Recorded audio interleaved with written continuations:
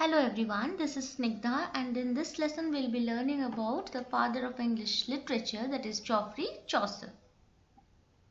So the age of Chaucer, as we all know, is the Middle English period or the 14th century England, and the second half of the 14th century is hailed as the time when the English literary landscape opened up, as the time when English was recognized and proven to be a language of literature, as the time when the notion of an English literary tradition was born.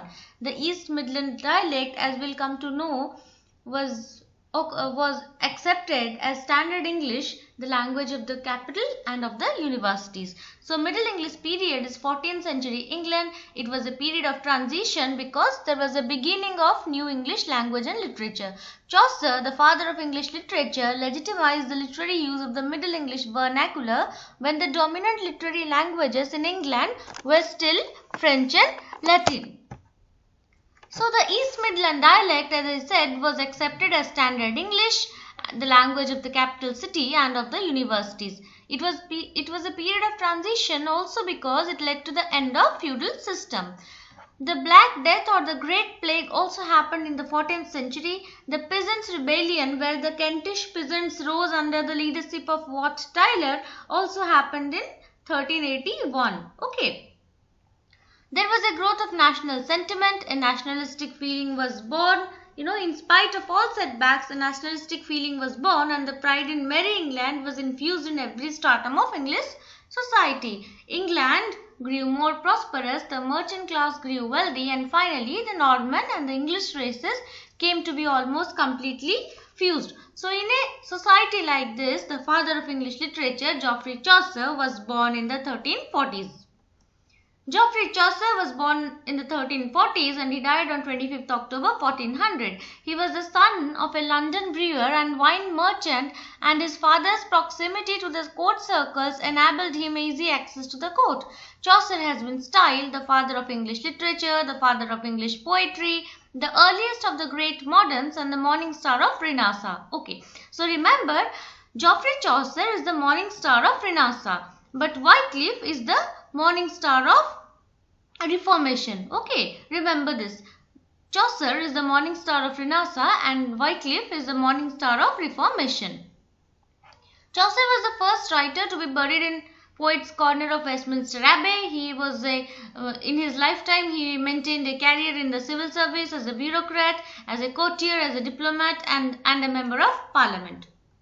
In 1391, Chaucer accepted the position as the forester of the King's Park in Somerset, and there he got ample time to write his magnum opus, the Canterbury Tales. He wrote nearly 60 letters of protection in his last years to save him from being arrested for debt. And a fresh pension was also granted by King Henry IV, but Chaucer died on 25th October 1400 and he could not live to enjoy it. He could not live to enjoy it. He was buried in Westminster Abbey and a monument was erected to his memory in 1555. So Chaucer gave us a picture of his age. He did not withdraw from the world of reality, he thrived in its action. Chaucer's modernism is best reflected in his realism. We say that Canterbury Tales is a gallery of portraits. A.C. Ward says that Chaucer is the first great painter of character. Chaucer also gained fame as a philosopher and astronomer, composing the scientific treatise on the astrolabe for his 10-year-old son Lewis. Eustace Deschamps called himself a nettle in Chaucer's garden of poetry, very frequently asked MCQ. And Chaucer is known for his metrical innovation, inventing the rhyme royal, which is a 7-line stanza, and the rhyming scheme is A B A B B C C. Okay, the arrangement of these 5 stressed lines into rhyming couplets is first seen in his The Legend of Good Women. We'll get to know about this in the next slide. Okay. William Saxton described Chaucer as someone who embellished, ornated and made fair our English. These are some very frequently asked MCQs who described Chaucer as this, who said Chaucer is the well of English undefiled. So let's quickly look at it. Okay, the poet Thomas Hawcliffe, who may have met Chaucer and considered him his role model, hailed Chaucer as the first founder of our fair language.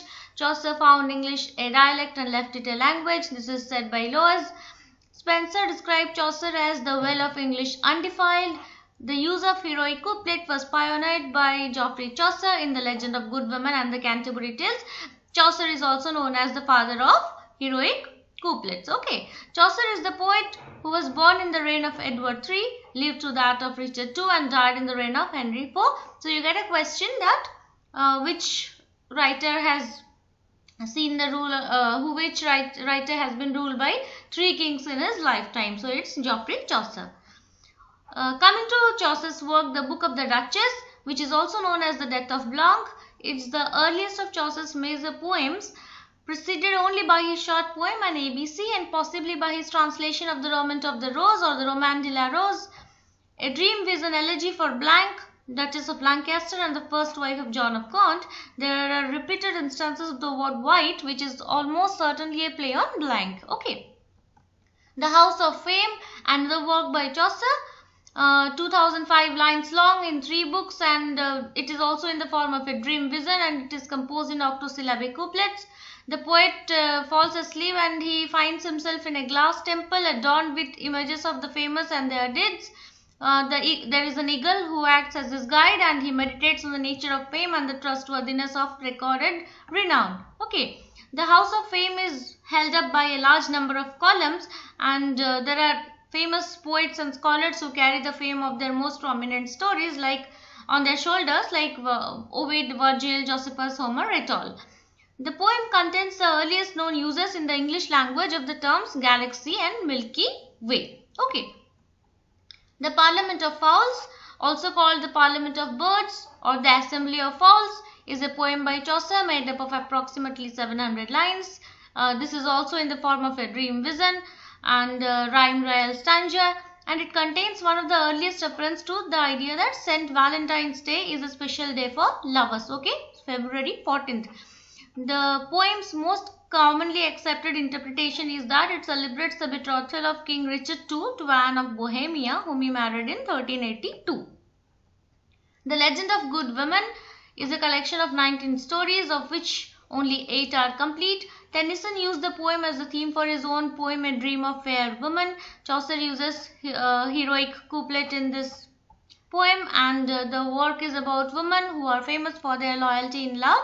The legend is Chaucer's retelling of several stories that he long admired: Cleopatra, Thisbe, Medea, Phyllis, and most notable Dido. Okay, remember this. Troilus and Cressida, very famous, very popular. It retells the Middle English, the tragic story. It retells in Middle English the tragic story of the lovers Troilus and Cressida, set against a backdrop of war during the siege of Troy. It was composed using rhyme royal. Takes on many of the characteristics of the psychological novel. Please mention in the comment section who is known as the father of psychological novel. The plot of this poem was taken largely from Boccaccio's Philostrato.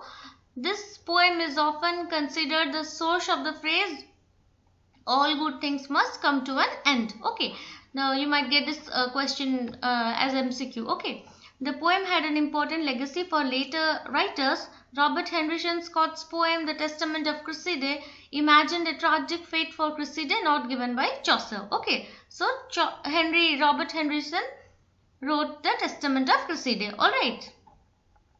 Okay. The Canterbury Tales, Chaucer's magnum opus. It is a collection of 24 stories that runs over to 17,000 lines and is written in Middle English by Geoffrey Chaucer between 1387 and 1400. The framing device, remember this, the framing device for the collection of stories is a pilgrimage. And this helped him to bring together people from many walks of life. You know, there is the wife of Bath, the knight, okay, the parson, everyone is there in Chaucer's Canterbury Tales. Inclusion of a multiplicity of social types, starting with the knight and ending with the lowly plowman. The 30 pilgrims who undertake the journey gather at the Tabard Inn in Southwark and agree to engage in a storytelling contest as they travel. Okay, the host of the Tabard is Harry Bailey. Okay. The tales are presented as part of a storytelling contest by a group of pilgrims as they travel together from London to Canterbury to visit the shrine of St. Thomas Becket at Canterbury Cathedral. Okay, structurally the collection resembles Boccaccio's Decameron. Alright, So sometimes you might get questions from the adaptations of Canterbury Tales. So here are the most famous ones: The Two Noble Kinsmen by Shakespeare and John Fletcher, and it is a retelling of The Knight's Tale, and it was first performed in 1613 or 1614 and published in 1634. A Canterbury Tale, a 1944 film jointly written and directed by Michael Powell and Emeric Pressburger, is loosely based on the narrative frame of Chaucer's tales. Okay. Television adaptations include Alan Patter's 1975 retelling of the stories in a series of plays for BBC Two, Trinity Tales. Okay. So, yeah, Canterbury Tales, just some few more words about Canterbury Tales. Chaucer is today acclaimed as the first great narrative artist, the first great character painter, the first humorist, and the first great metrical artist in English literature. The gift of clear perception, the clarity of expression, the zest for life that pervade his works are intrinsically Chaucerian traits. Okay, he transcends his age while mirroring it most faithfully. Okay, William Blake said that every age is a Canterbury pilgrimage. Okay, remember this. William Blake said that every age is a Canterbury pilgrimage. Okay, and he also said that we all pass on sustaining one of the other of these characters, nor can a child be born who is not one of these characters of Chaucer. Okay, so after seeing this slides, after seeing this video, I hope that you all can answer these questions. So let's see. Who is regarded as the father of heroic couplet? Geoffrey Chaucer. Troilus and Cressida by Chaucer shows great influence of Philostrato by Boccaccio. Who is known as the father of English literature? Very easy, Chaucer. When Chaucer was merely 9 years, the Black Death swept over England. Black Death is also known by another name, which is the Great Plague. Who among the following has been called the morning star of Reformation? I said this. Chaucer is called Morning Star of Renaissance and Wycliffe is known as Morning Star of Reformation. So I hope you guys like this video. We'll be learning about a new writer of English literature in the next video. Till then, take care and have a nice day.